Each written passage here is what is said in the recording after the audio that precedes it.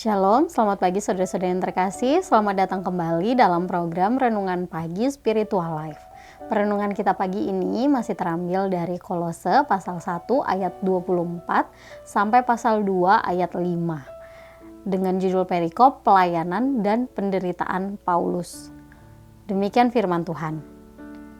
Sekarang aku bersukacita bahwa aku boleh menderita karena kamu dan menggenapkan dalam dagingku apa yang kurang pada penderitaan Kristus untuk tubuhnya, yaitu jemaat. Aku telah menjadi pelayan jemaat itu sesuai dengan tugas yang dipercayakan Allah kepadaku untuk meneruskan firman-Nya dengan sepenuhnya kepada kamu, yaitu rahasia yang tersembunyi dari abad ke abad dan dari turunan ke turunan, tetapi yang sekarang dinyatakan kepada orang-orang kudus-Nya.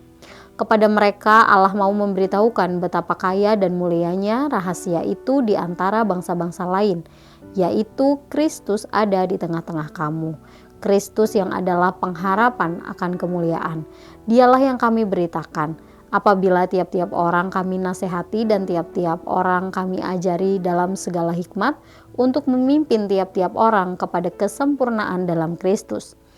Itulah yang kuusahakan dan kupergumulkan dengan segala tenaga sesuai dengan kuasa-Nya yang bekerja dengan kuat di dalam aku. Karena aku mau supaya kamu tahu betapa beratnya perjuangan yang kulakukan untuk kamu dan untuk mereka yang di Laodikia dan untuk semuanya yang belum mengenal aku pribadi, supaya hati mereka terhibur dan mereka bersatu dalam kasih, sehingga mereka memperoleh kekayaan dan keyakinan pengertian dan mengenal rahasia Allah, yaitu Kristus. Sebab di dalam Dialah tersembunyi segala hikmat dan pengetahuan. Hal ini kukatakan supaya jangan ada yang memperdayakan kamu dengan kata-kata yang indah. Sebab meskipun aku sendiri tidak ada di antara kamu, tetapi dalam roh aku bersama-sama dengan kamu, dan aku melihat dengan sukacita tertib hidupmu dan keteguhan imanmu dalam Kristus.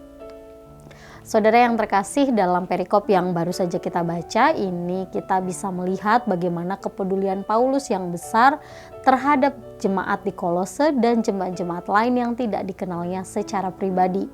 Karena memang Rasul Paulus sendiri belum pernah ke Kolose, dan jemaat Kolose juga bukan hasil dari pemberitaan Injil yang dia lakukan. Tapi Rasul Paulus memperhatikan jemaat-jemaat tersebut sama seperti jemaat yang dia kenal secara pribadi. Nah, ada beberapa hal yang disampaikan oleh Rasul Paulus untuk mereka. Yang pertama yaitu supaya mereka bersukacita dalam penderitaan. Nah, Rasul Paulus sendiri mengalami banyak kesulitan dan penderitaan ketika memberitakan Injil. Tapi dia tetap bertekun, bahkan justru bersukacita dalam keadaan tersebut. Bagi Paulus, fokus utamanya ialah jemaat memperoleh pengertian, keyakinan, dan kemudian juga mengenal rahasia Allah, yaitu kedatangan Kristus, sehingga mereka juga tidak mudah diperdaya oleh pengajaran-pengajaran yang salah.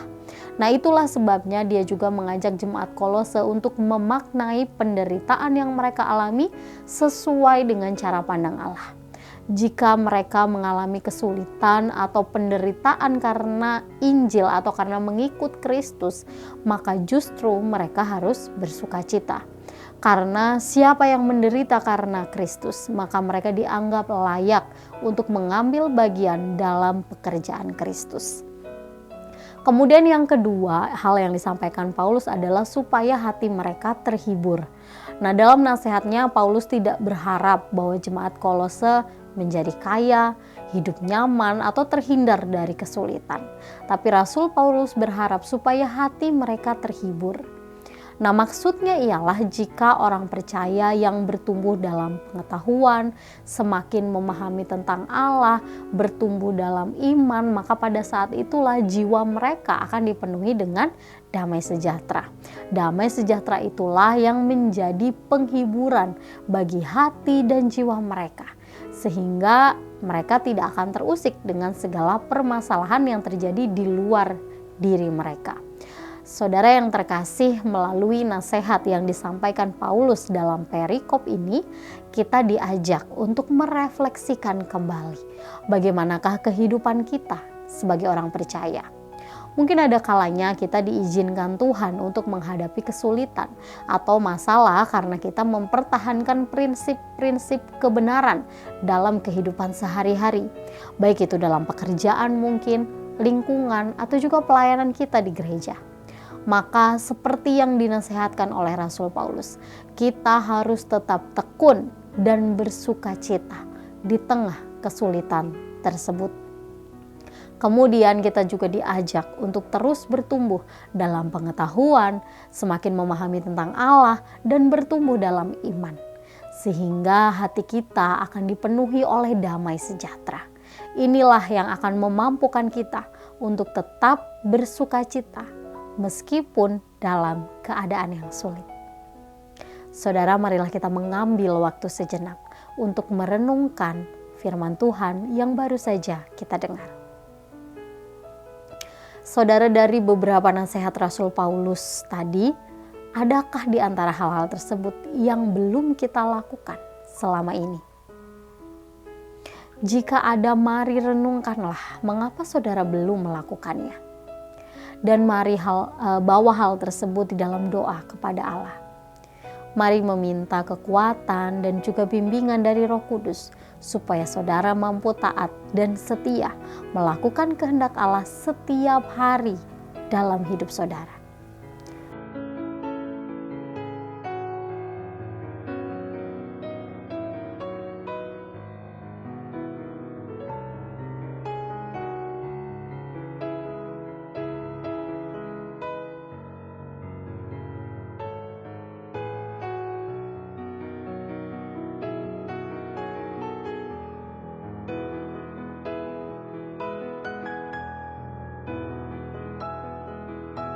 Demikian renungan kita, mari kita berdoa.